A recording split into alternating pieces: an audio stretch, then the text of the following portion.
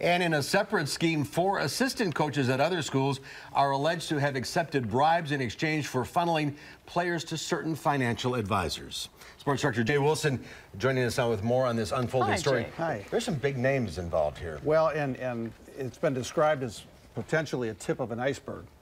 And we don't know where this goes or where this ends up. How bad is it, do you think? Well, it's pretty bad. I mean, Rick Pitino has had his share of controversy through the years off the court with some rather unsavory events, and has managed to survive it. Well, this is the thing that tipped the scales to get.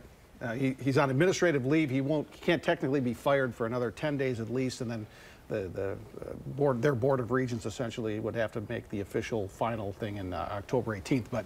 But you know, Rick Pitino dealt with the top recruits in college basketball.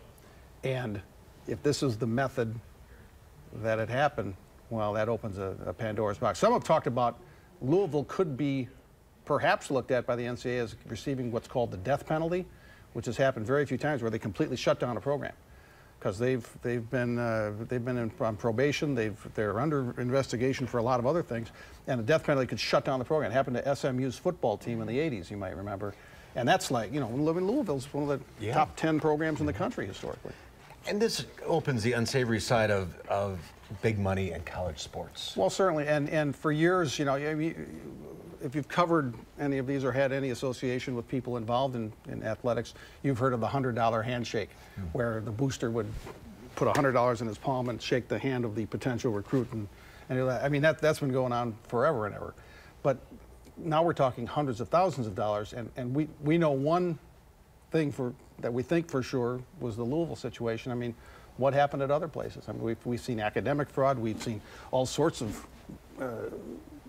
bad things happen at a lot of big-time universities, and this is, I mean, when the feds get involved, that's a big red light. And we don't know how deep this is going to go. Do you think it'll spread? I think so, and I think who's to say it won't spread to college football? I mean, there's just as much high-profile recruiting in college football, and the relationship of colleges and coaches and shoe companies have been forever. I mean, look at the contracts that Wisconsin gets for Under Armour. I'm not suggesting that Wisconsin's involved in this at all, and we certainly hope not. But right now, as I say, the tip of the iceberg. I mean, the Titanic didn't know what it was running into with that phrase, and unfortunately, college sports. We hope for a happier ending, but right now I think it could be pretty tough. Keep an eye on this. Yeah, we'll continue to follow it. Thanks, Jay. You bet.